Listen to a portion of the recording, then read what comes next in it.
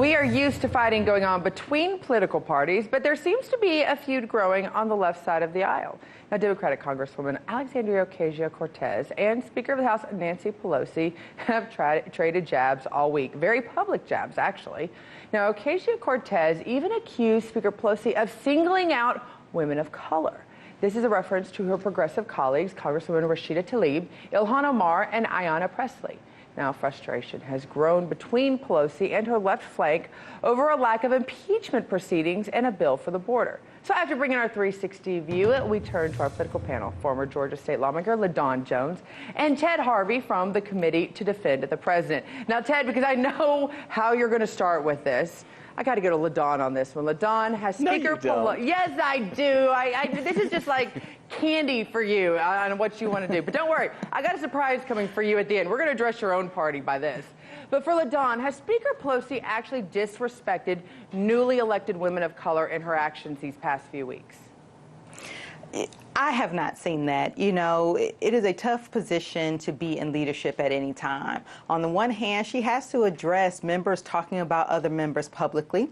She has to address things that she thinks is inappropriate. She is supposed to set the tone for the entire caucus. On the other hand, we have to tell the new Congressman Ocasio-Cortez that if you can't take the heat, you got to get out the kitchen. You can't dish it and not be able to take it. And I really think that that's what we're looking at. Pelosi is simply towing the line, and I hope that they will take this public fight back behind closed doors where it belongs. Which I think is something that Pelosi actually asked. And listen, before you go to Twitter, take it to me. I think a lot of Republicans can have some sympathy for that, considering who we have in the White House right now. But I have to bring in Ted. Come on, Ted. How do you see the situation right now? See that smile? It reminds me of the Cheshire Cat in so many ways with this one. Go for it, Ted. Well, I agree with my colleague 100%. I think that the speaker is in a tough position, but I've got to tell you, I think that AOC is doing her job. She is pushing the narrative, pushing the agenda as far to the left as she possibly can, and seeing where, in the end, the caucus will settle. And I think honestly, it's a tipping of the hat to Bernie Sanders. He has moved the Democrat Party over the last 4 years. He has moved the Democrat Party far to the left, and you look at how far the Democrat candidates for president are as compared to where they were 4 years ago. I mean, it's unbelievable. And now you see a freshman Democrat, literally leftist, pulling Nancy Pelosi around by the nose and pulling the Democrat Party around by the nose. But you also have to have some sympathy for her, Ted. I mean, I remember, what was it, 10 years ago, 2008, you had Glenn Beck and the Tea Party doing kind of the same thing to the Republicans, and guess who's in the White House right now? It's definitely not Paul Ryan's best friend. So, Ted, when you look at this, does this give you any sort of kind of reminder of what Republicans sort of had to do with their own party?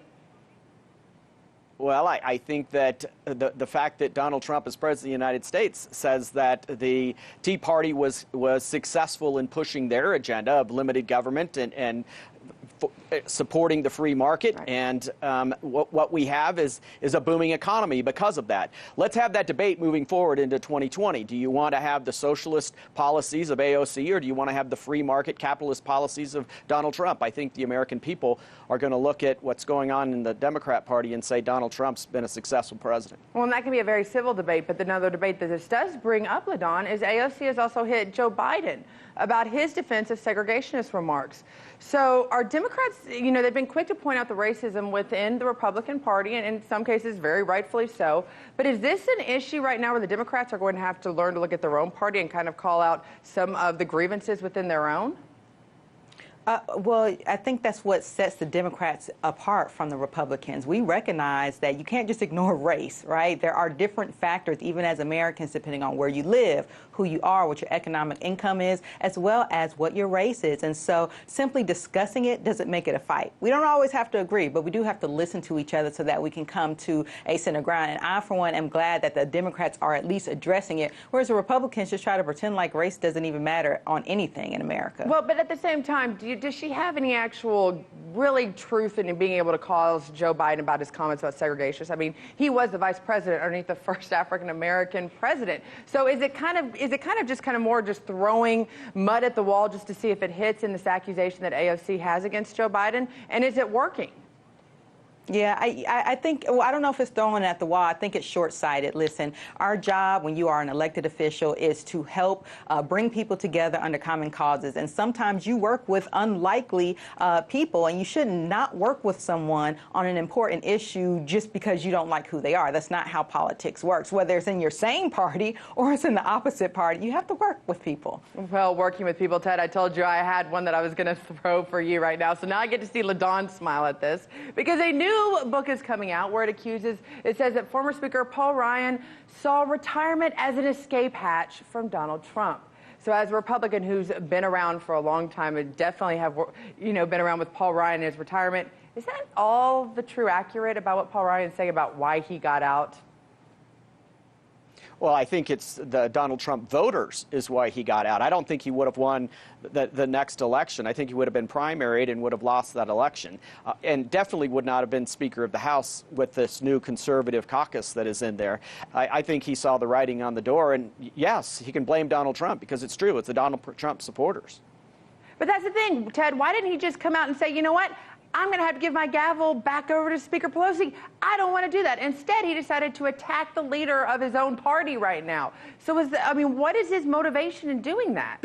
Because Donald Trump would have made sure that he wouldn't have gotten elected. And so he's got a little Donald Trump's voters, supporters, right? You bet. You bet. So then I look at you, LaDawn, and you see this Paul Ryan. Does this show that that rip between the Republican Party still exists? And that's one of the things that Democrats have been successful in capitalizing in 2018.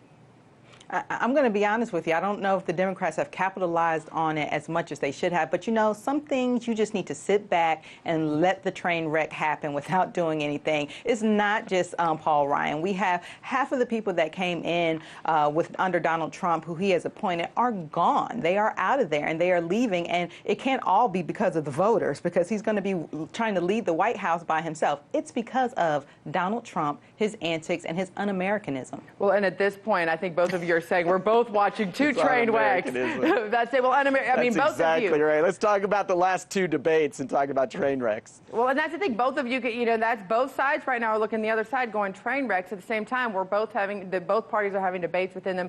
Moving forward this next week, do you feel like there's going to be any sorts of kumbaya that happens on either party? Do you think Paul Ryan and Donald Trump might have a beer summit and get along? And is AOC going to stop her attacks actually going against Pelosi in the public eye? LaDawn, first with you. Unfortunately, I would say not. I actually think this is the trend for American politics, particularly because of our president, his name calling, his tweets. He has brought down the level of respect of politics, and unfortunately, I think we're all going to be following in his direction. And Ted, for you, do you think actually that you're going to see some sort of kumbaya, or is this going to show that rip that was in 2016 is going to happen again in 2020 with Republicans? I think the common sense policies that got the president elected in 2016 are going to lead to a landslide for the president in 2020 and the Republicans taking back the House. Well, and as both of you can agree on what you just said, it doesn't matter what the foolishness the politicians are doing, the people usually, hopefully, always win. Thank you so much for joining us. Hey YouTube, thanks for checking out our channel. We hope you enjoyed the video. We have tons of content for you just like this. For more of RT America's one-of-a-kind news and analysis, be sure to subscribe and never stop questioning more.